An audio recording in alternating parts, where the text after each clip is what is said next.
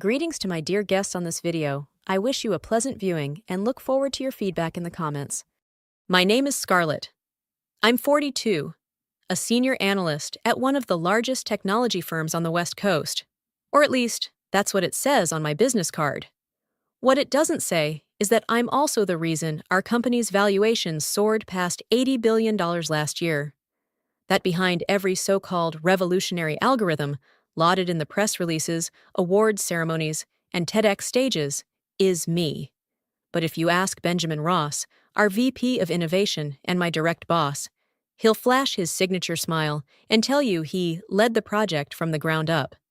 He'll say it with such unshakable confidence, you might even believe him. Hell, I used to believe him too. Benjamin is the kind of man who was born for press junkets. Tall, silvering at the temples, in a powerfully wise kind of way. Always in designer suits and shoes so polished, they reflect his ego back at him. He has this charming, low-toned voice that makes even nonsense sound profound. At conferences, people line up just to shake his hand and say they were inspired. But what they don't realize is, the man couldn't code a Fibonacci sequence without crashing his laptop. For 12 years, I let him take credit for my work. Why? Because at first, I thought we were a team, that my quiet diligence and his public polish made us stronger. I was wrong. I still remember the first time I let him claim something that wasn't his. It was the prototype for our predictive behavior engine, an algorithm that could forecast user intent 5 moves ahead, like chess. He stood at that product launch, basking in applause, as if he'd birthed the code from his own fingers. I told myself it didn't matter, that the work was what mattered, the impact, the progress. I was such a fool. Every year, I watched him climb another rung, first to director, then senior VP, then head of innovation. Meanwhile, I stayed a senior analyst, a title that sounds respectable until you realize it hasn't changed since 2013. Every raise I got was quietly offset by the bonuses he pocketed. Every award I was too busy to attend, he went in my place. And I let it happen, until last month. It started small, an itch, a hunch, something in my gut telling me the foundation was rotting. Benjamin began mentoring a new hire named Lila. Young, ambitious, straight out of MIT, with a master's in AI ethics and zero clue how corporate politics really worked. I watched him parade her around the office like some shiny trophy, feeding her lines from my roadmap deck as if he'd written them himself. She looked up to him. I couldn't blame her.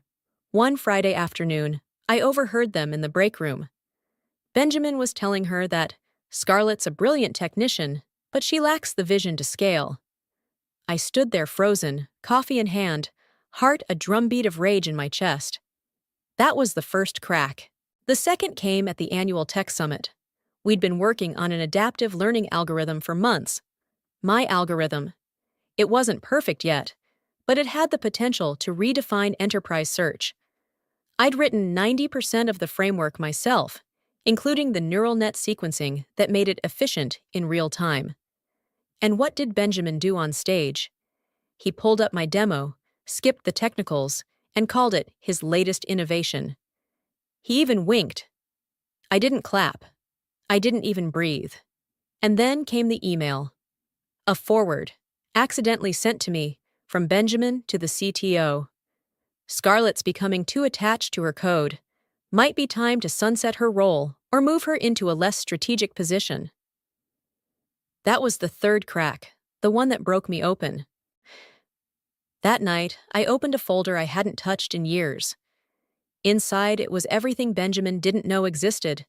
Backup copies of my early models, design diagrams, unregistered prototypes, and one last thing, a little black suitcase with a biometric lock.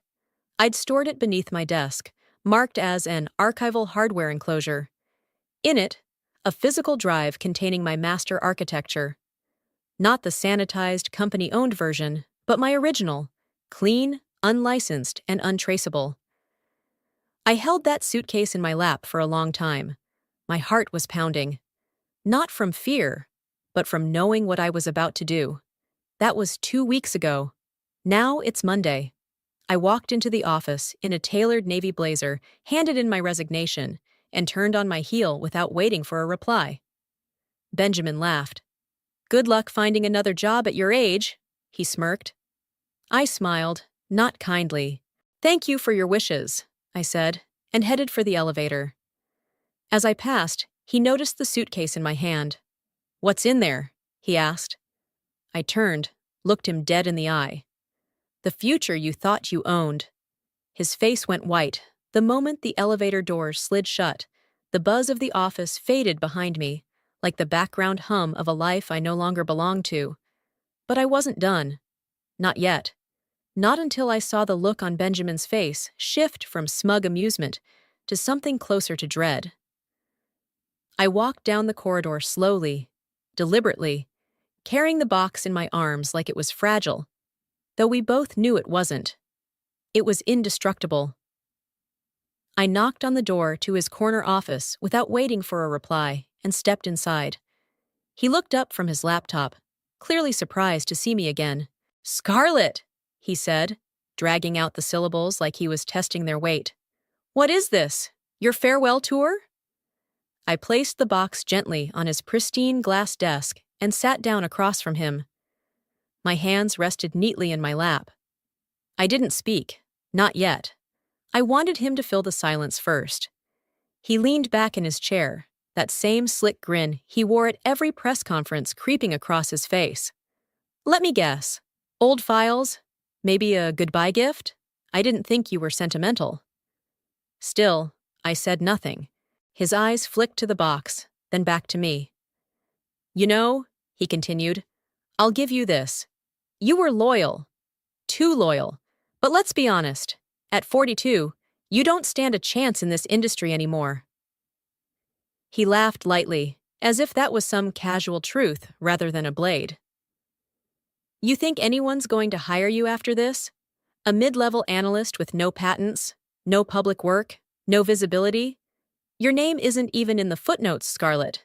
It's like you never existed." I tilted my head slightly and finally spoke. My voice was calm, steady, and cool enough to make him pause. "That's what you're betting on, isn't it?" He blinked. "That I'll walk away quietly. That the last 12 years of my work will be buried in your shadow, with no trace I was ever here." Benjamin opened his mouth, but I raised one hand and set a slim silver drive on top of the box. "This," I said evenly, "is a full archive of every project I've worked on. Version histories, annotated commits, development logs with timestamps, private documentation, metadata, even internal emails, everything, from concept to deployment, including the files you presented as your own." He sat up straighter now, eyes narrowing just slightly. The grin didn't vanish, but it cracked at the edges. "I always kept a clean trail," I said, "because I've known for a long time that the day would come when you'd try to erase me. I didn't expect it to take 12 years. But here we are," he scoffed, trying to recover his balance. "You think having a few files is going to change anything?" "No," I said simply. "I think having all of them already has." His fingers drummed once on the desk, nervous. "You signed an IP contract when you joined. Standard terms. The company owns everything." I nodded. "Everything developed through company resources, yes. But not the frameworks I built at home on my own equipment before they were ever proposed. Not the algorithms that predate their internal counterparts. Not the early iterations I documented under provisional ownership, and certainly not the integrated diagnostic system you rebranded as BenVision. That was never even submitted through the formal repository. You presented it straight from a USB stick." His face paled slightly. "I kept the original files," I added softly. "I have comparison logs, data trails, audit timestamps, and more importantly, Benjamin, I have nothing to lose anymore." He opened his mouth, but this time nothing came out. Just air. I leaned forward, elbows on my knees. "You don't understand the position you're in right now. You think I'm walking out defeated, but what's actually happening here is a transfer of power. You don't own the narrative anymore. I do. His jaw tightened. You wouldn't. I haven't said what I'll do, I interrupted gently. Not yet. But I want you to sit with this feeling for a bit.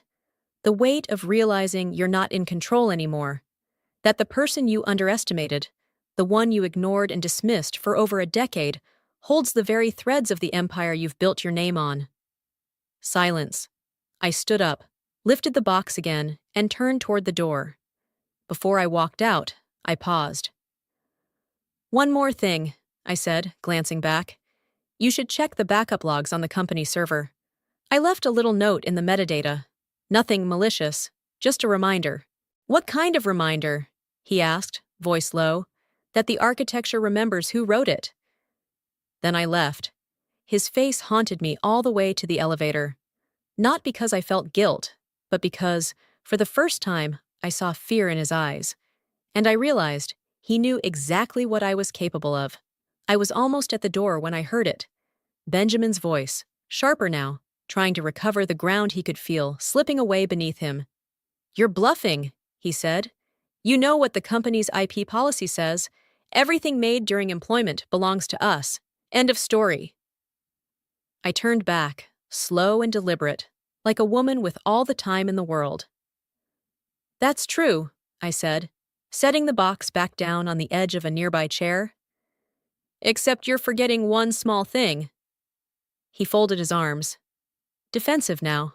You wrote that policy, I reminded him. Well, you signed it anyway, back in 2015, the year after we almost lost that patent lawsuit from Apex. I took a folder from the box and pulled out a printed copy, thick, highlighted, and annotated in my own hand. Do you remember what we changed in the revisions? He didn't answer. His eyes dropped to the pages. I flipped to the tabbed section. Section 12, paragraph 3, subsection B. I'll read it for you. Employees retain rights to intellectual property originated and developed outside company time or premises, provided such work does not incorporate proprietary internal resources or confidential client data. I placed the document gently on his desk. You signed off on this, I said softly, almost kindly. In fact, you insisted on the clause. You said it would encourage creativity and help recruit top engineers. Your exact words, if I remember correctly. Benjamin stared at the paper like it was written in another language. And here's the kicker, I continued, pulling out a second sheet. This one a copy of the time logs I'd exported from our internal network, marked and cross-referenced with project timestamps. These modules? All developed before I submitted them. All done on my home machine, during personal hours.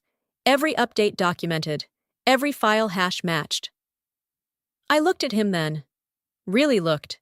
He wasn't smiling anymore. That means the original logic trees, the diagnostic skeleton, the predictive pathway design, they're mine. Legally, creatively, fully mine. He opened his mouth to argue, but nothing came out. And if you're wondering why that matters, I said, lowering my voice just enough to cut through the space between us, it's because everything you've built your public image on traces back to one of those designs. I could see it. The moment it hit him. That slow, sinking realization. It spread across his face like spilled ink. His charm cracked, his posture shifted. The gleam in his eyes dulled as the enormity of what I'd said unfurled in his mind. You didn't just borrow my work, I said. You built your entire career on it. The keynote speeches, the interviews, the awards, all of it. And now I can prove, definitively, that none of it was yours. He stood suddenly, knocking his chair back slightly, but he didn't approach me. He just stood there, hands gripping the edge of his desk, eyes darting from the documents to the drive, then back to me. You wouldn't go public, he said, but his voice betrayed him. It wavered, just a little. You don't want a lawsuit. You don't want the drama. You're right, I said. I don't. His shoulders eased, just a hair. But I will if I have to. And there it was. The panic. Not loud, not dramatic. just a quiet, visible collapse of certainty in a man who had never once in his life expected to be cornered. Because for the first time, Benjamin wasn't standing in front of someone desperate to keep a job. He was standing in front of someone who had nothing left to lose and everything to gain. "I'm not here to threaten you," I said finally, picking the drive back up and slipping it into my coat pocket. "I just wanted you to know the truth, and to feel what it's like when the narrative slips out of your hands." I turned to leave again. My hand was on the doorknob when he spoke, voice hoarse. "What do you want, Scarlett?" I paused. I didn't turn around. "I want you to remember this feeling," I said, "because from this point on, it's mine." And then I left. I should have just walked out. Left him there in the silence of his office, with the weight of his own lies echoing off the glass. But something stopped me just as I reached the door. One last page that hadn't been turned. One final chapter I didn't want him to pretend he didn't read. So I turned around. Benjamin's eyes widened slightly, just for a moment. He tried to disguise it with a lazy lean back into his chair, arms crossed in that classic CEO-light posture. Confident, dismissive, untouchable. But the cracks were forming. I saw them. I forgot something," I said quietly, stepping back inside and picking up a thin envelope from the bottom of the box. "Or rather, I wanted to give you one last chance to see what you really missed." I placed the envelope in front of him like a sealed confession. "What is it?" he asked, though his voice had lost its earlier bravado. It was thin now, paper dry. "A ledger," I said. 18 months in the making." He raised an eyebrow, trying to play indifferent. "A ledger?" I nodded slowly. "A record of everything you ever stole from me." He opened his mouth, probably to deflect, to spin, to mock, but I didn't give him the chance. "I saved the emails," I said. "The ones where I outlined the foundational logic behind the hybrid predictive engine. The ones where I walked you through the machine learning loop we used to cut decision latency by 60%. The ones you printed out, word for word, and then read aloud at the shareholders' dinner, like they were your own." His face stiffened, but I kept going. I recorded the conversations, the Zoom calls, the late nights when you'd ask me to explain it again but slower, because you were too proud to admit you didn't understand the very algorithm that got us a 7-figure extension from Telos Corp. He looked like he wanted to argue, but he didn't, because he knew I was telling the truth. And worse, I had receipts. "I even kept the transcripts," I said softly, "from the internal Q&A session last year. You remember, the one where you spontaneously described our upcoming adaptive logic module using the exact phrasing I just said to you in the elevator 15 minutes before." Benjamin's mouth parted slightly, but no sound came. I stepped closer, not threatening, not aggressive, just steady, calm, lethal in its precision. "You always thought I was naive, didn't you?" I asked. "Thought I didn't see what you were doing. Thought I was just grateful to be here." He didn't answer. "I was grateful, for a while, until I realized I was the scaffolding you stood on while you built your cardboard castle." His hands clenched slightly on the arms of his chair. "I started collecting proof when you deleted that first offer from Ellison Dynamics," I said, voice low now. "You remember that, don't you? The one you told me never came? Except the HR assistant had already mentioned it at the offsite." They reached out again a few months later, and again, nothing in my inbox. That's when I knew.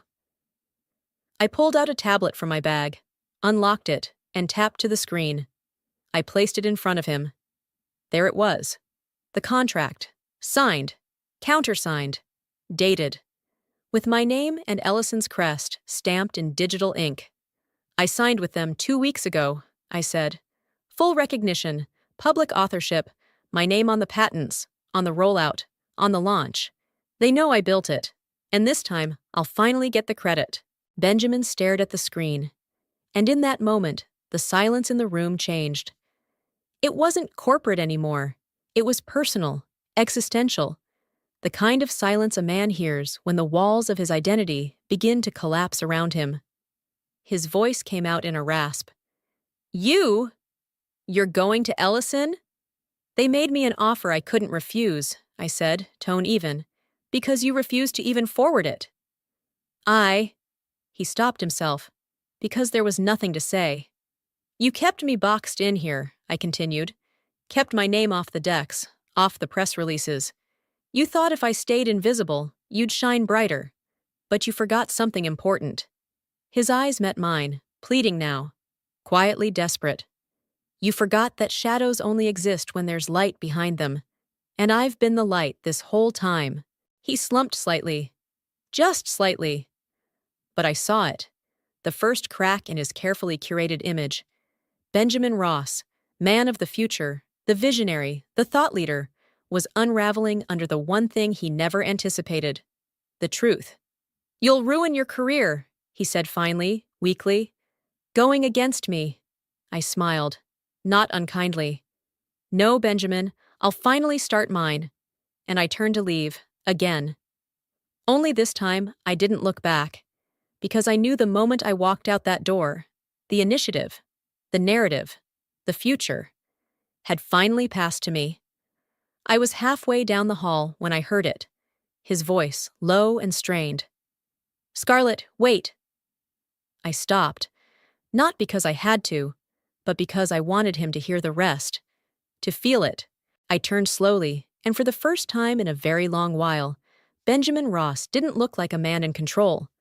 He looked like a man beginning to understand how much of his kingdom had been held together by a single invisible thread, and that thread had just snapped. I walked back into his office one final time. He was standing now, behind the desk, like it might protect him. He tried to square his shoulders, but they didn't settle right. I don't think you understand what this means, he said, voice hoarse. You can't just walk out, not now. I tilted my head.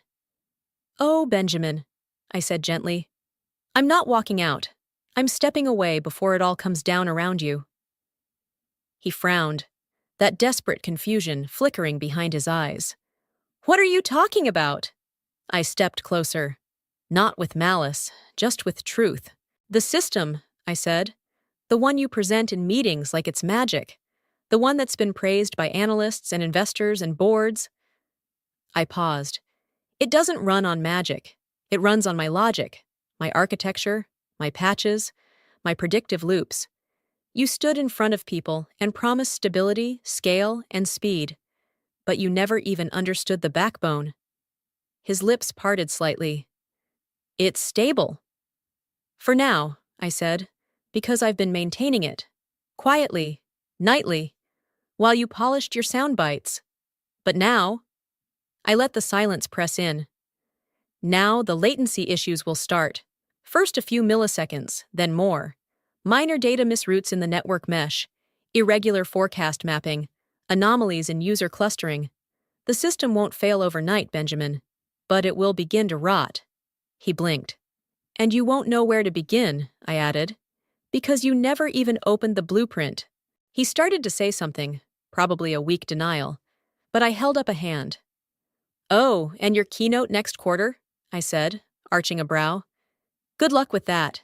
I won't be ghostwriting it this time, or prepping your insightful Q&A answers. He paled. I've read your early drafts, I continued, full of buzzwords and empty promises.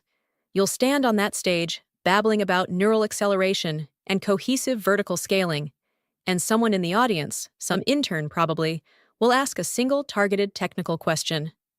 I leaned in slightly. And you'll blank. His mouth opened, then closed. I saw the flicker of panic behind his eyes. But don't worry, I said. The world won't laugh for long. He looked up at me, eyes pleading now.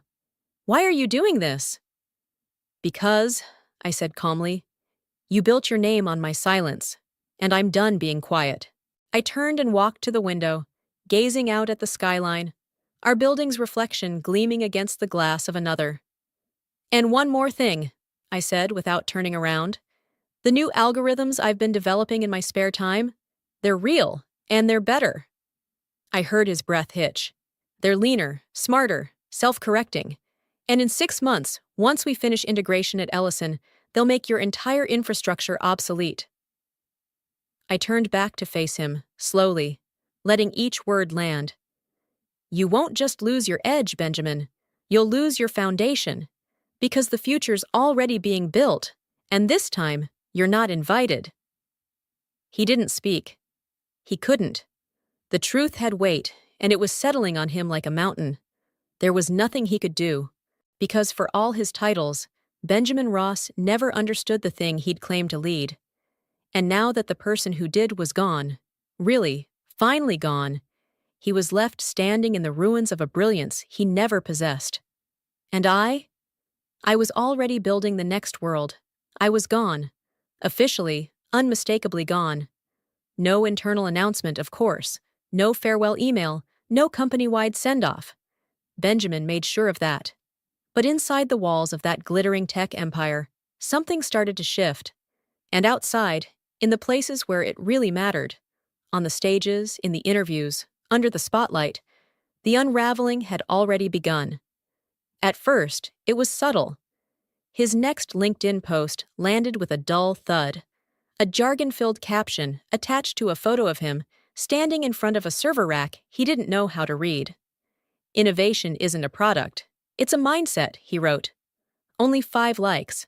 Interns reposted it with cautious enthusiasm, the way you do when you're still too new to see the difference between a leader and a man in a tailored suit holding someone else's work. Then came the quarterly press brief.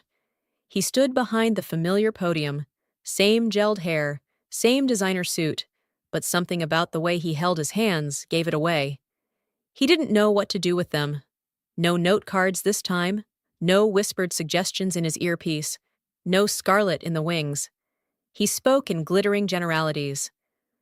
Our AI division continues to break new ground in scalable intent prediction across multi-platform touchpoints. A tech reporter from The Verge raised her hand. Can you speak to the underlying improvements in your intent mapping? What changed in the data architecture since Q3? Benjamin blinked. He smiled tightly and said, Well, the real innovation lies in the synergy of layered integration. There was a pause. An audible pause. And then the typing began. Reporters, analysts, experts. They knew that kind of answer. It was the kind people gave when they didn't have one. 3 days later, a short piece appeared in Wired Tech Brief. Sources close to the firm suggest a recent leadership shift may have left the innovation wing rudderless. While VP Benjamin Ross remains the public face of development, some are starting to question whether the ideas he champions are actually his. Another week. Another red flag. The annual Pacifica Tech Summit. Normally Benjamin's playground. He took the stage in his usual confident swagger, microphone pinned to his lapel, grin plastered on his face like armor. Today, he said, we're entering a new phase of cognition-driven infrastructure. In the front row, a panel of researchers exchanged looks. The keynote rolled on. Flashy phrases, big visions, vague promises. But when the Q&A opened, the tide turned fast. Can you walk us through the model hierarchy of your dynamic learning engine? A professor from MIT asked. He coughed. It's, a recursive multinode. He looked around, eyes darting like he was searching for a cue card. Paradigm. The professor frowned. Could you be more specific? I'm not here to give a lecture, Benjamin said with a forced chuckle. We focus on outcomes, not just blueprints. But the murmurs had already started. By the end of the summit, the buzz in the lobby wasn't about what he'd unveiled. It was about what he couldn't explain. On Twitter, a thread went viral. Watched Benjamin Ross dodge 3 basic architecture questions at Pacifica Summit. Either he's hiding a breakthrough, or he's bluffing hard. Spoiler, it's not the first one. I sat in my new office at Ellison Dynamics, the thread glowing on my screen, a warm cup of tea in my hands, and the sunset bleeding across the city skyline. No anger, no gloating, just quiet satisfaction. Because the cracks had begun, not in his reputation, but in the illusion he'd spent over a decade curating. Without my voice behind his words, his empire was just an echo chamber, loud but empty. And the world was starting to notice. It was late, just past 11. I was home, sitting barefoot on the floor of my apartment, going over the final drafts for Ellison's product reveal, my product, my code, my name on the header. The soft hum of the city floated through the window, and for once, I felt calm, and then my phone rang. I stared at the screen for a moment, stunned. I hadn't seen that name in weeks. Benjamin Ross, the man who used to text me at all hours with last-minute polish requests, who once forwarded me a full slide deck at 2 a.m. with the note, "Make this sound like I know what I'm saying." I let it ring 3 times. Then I answered. "Scarlett," he said, his voice dry and tight. "I know it's late." I didn't respond. He cleared his throat, then tried to speak with his usual clipped assurance, but it fractured. "The conference is tomorrow." "I know," I said simply. I need your help." There it was. No pretense, no manipulation, just raw panic wrapped in desperation. "I need the slides," he rushed on. "The framework diagrams, the pitch angles, even just bullet points. I've rewritten the deck 3 times and nothing makes sense. It's just—" He cut himself off with a frustrated exhale. I waited. Let the silence do its work. Then, barely above a whisper, he said it. "I don't know what I'm doing." I froze. He continued, voice rough now. "I never did. Not really. I said what you wrote, memorized what you explained. I never understood the architecture. I barely grasped the logic. I was afraid to ask questions because it would make me look small. You—" He stopped again. And when he spoke next, the words came slower. "You made me look brilliant, Scarlett. For 12 years, I stood in rooms and smiled while they clapped. But the truth is, I was terrified someone would ask me something real. And now they are." I felt something tighten in my chest. But it wasn't pity. It was the ache of 12 years of being invisible, of shrinking myself so he could be seen. He swallowed hard. "I'm begging you, just walk me through it. One last time." I closed my eyes. I remembered the time he told me, laughing, that my technical tangents made people glaze over in meetings. I remembered when he introduced me as his right hand, instead of the mind behind it all. I remembered the awards where he didn't mention me. The applause that should have been mine. "No," I said, softly but clearly. He didn't respond. "I'm not coming back," I said. "I'm not cleaning up your mess. I did that for 12 years. Still silence. "And tomorrow, when they ask questions, you'll answer them yourself. Or you won't. But it won't be my job to rescue you anymore." He let out a broken breath, almost like a laugh, but it wasn't one. "Please," he whispered, "you don't understand what it feels like." I finally looked out the window, at the skyline, at the building where I once spent every waking moment proving my worth. "I do," I said. "I lived it, and now it's your turn." Then I hung up, and for the first time since I left, I felt the door finally close behind me. The conference was held in the Aurora Grand Hall. Glass walls, polished floors, 3,000 specialists packed into tiered seats under glowing rings of LED lights. The kind of space designed for spectacle, for revelation, for kings of tech to hold court. Benjamin Ross was slated as the closing keynote speaker. The future of learning systems toward sentient algorithms. His name flashed on the massive digital screen above the stage in bold, sterile type. I wasn't there. I didn't need to be. But I watched. A live stream, muted at first, just to see how far he'd fall.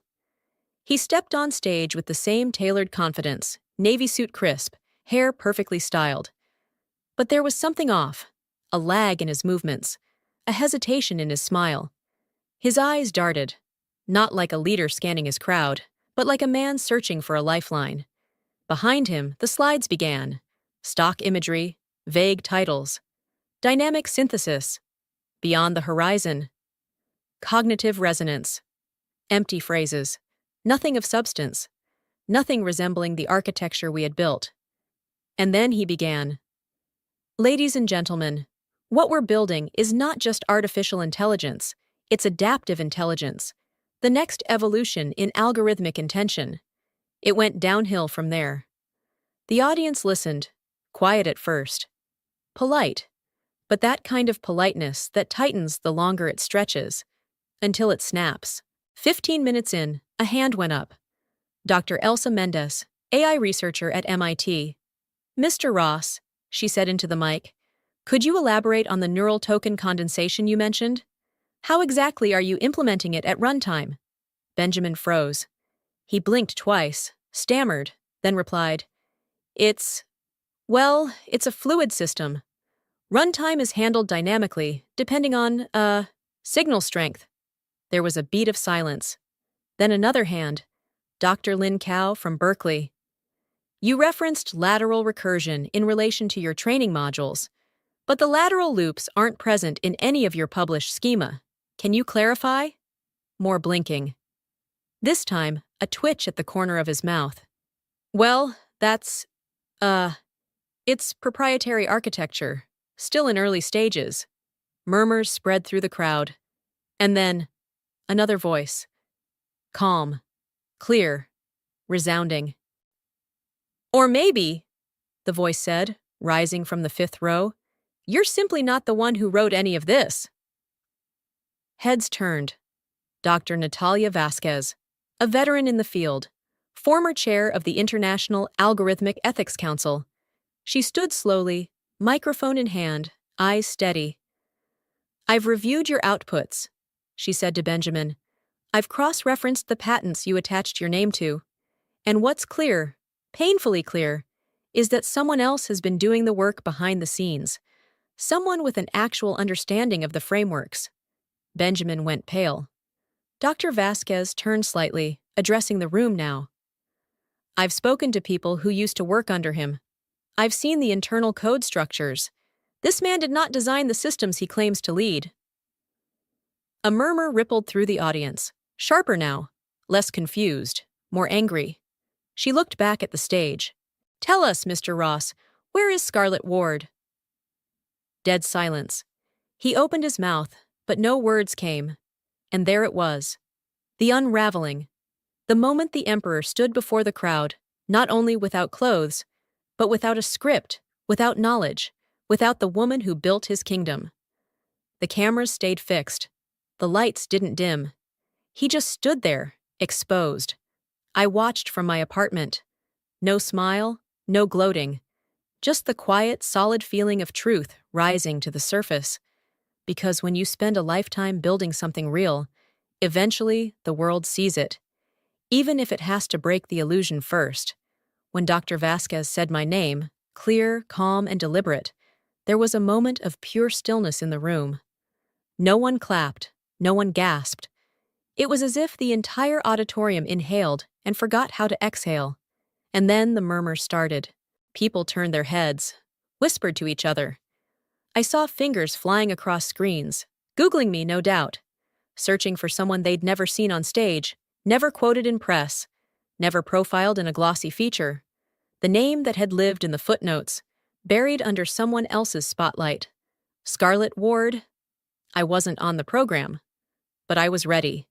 Ellison's team, ever strategic, had given me a speaker's badge in case I wanted to meet some potential collaborators quietly. I hadn't worn it. I hadn't even planned to stay past the second panel. But now, something in me stirred. Not vengeance, not even pride, just clarity. I stood up from my seat, smoothed the front of my black jacket, and started walking down the aisle. No music, no lights.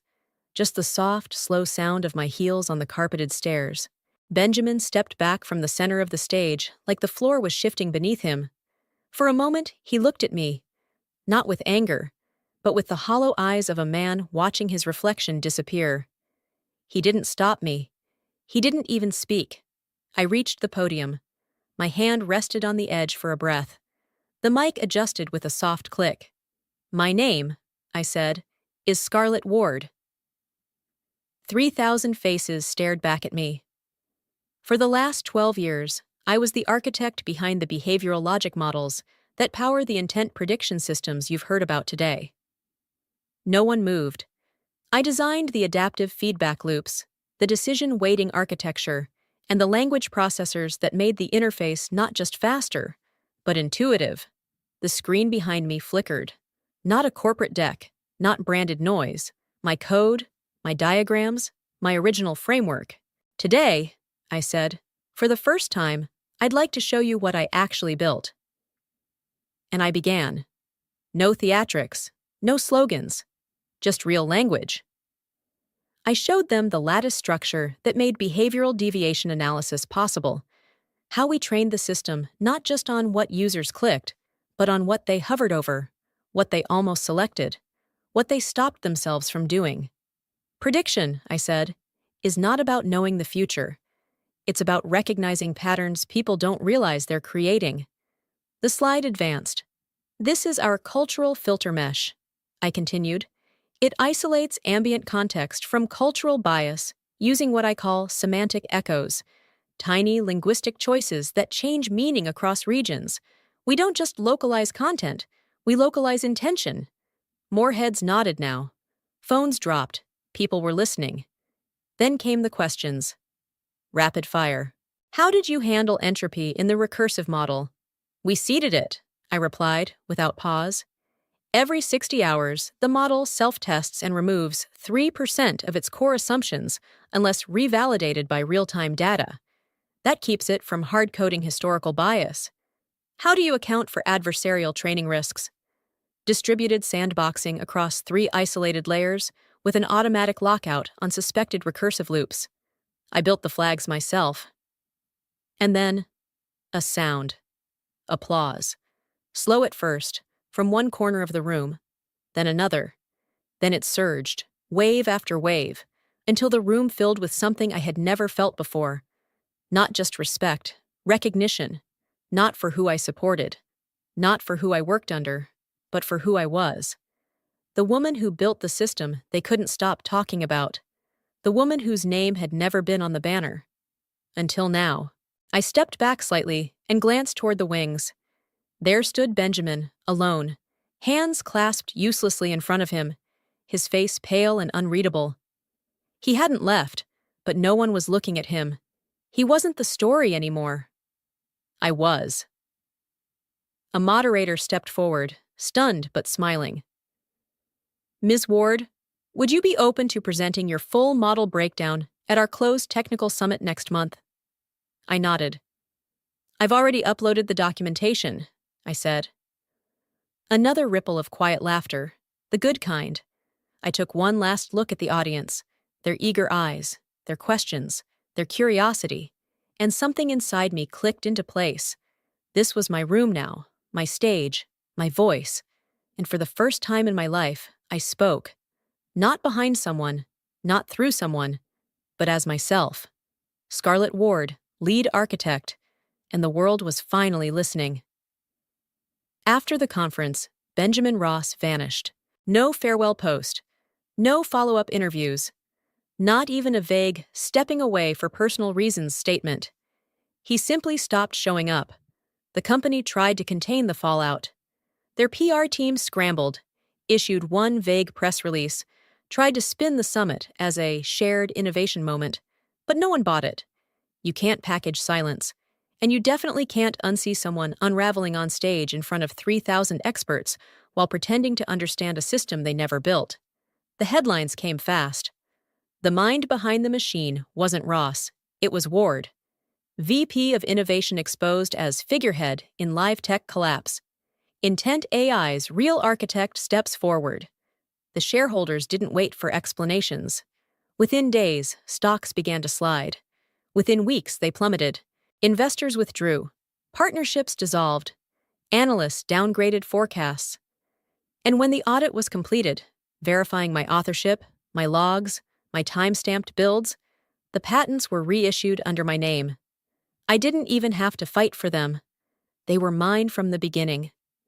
Ellison Dynamics integrated my new architecture into their next-gen platform, and the beta program hit a 96% satisfaction rating on day 3. Industry forums lit up. I started getting invitations from every corner of the tech world. Keynotes, research collaborations, advisory boards. And this time, they asked for me by name. Scarlett Ward. The quiet one. The ghost in the system. Not anymore. One afternoon, maybe 3 weeks after the summit, I received a letter. Not an email, not a text.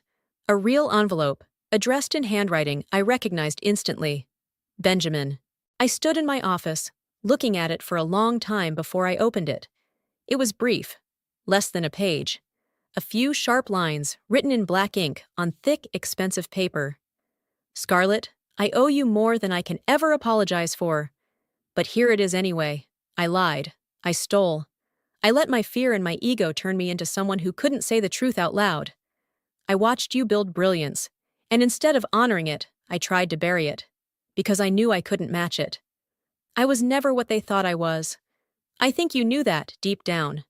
And still, you gave me 12 years. 12 years of light I didn't deserve. I see it now. I really do. And I'm sorry. B. I read it twice. Then, I folded it neatly and set it in the bottom drawer of my desk, beneath a stack of early notes from the models I was now preparing to publish. I didn't hate him anymore. I didn't need his apology. And I certainly didn't need his guilt. Because the truth is, it no longer mattered. What mattered was this. I had become who I was from the very beginning. Only now, the whole world could see it. And I was just getting started.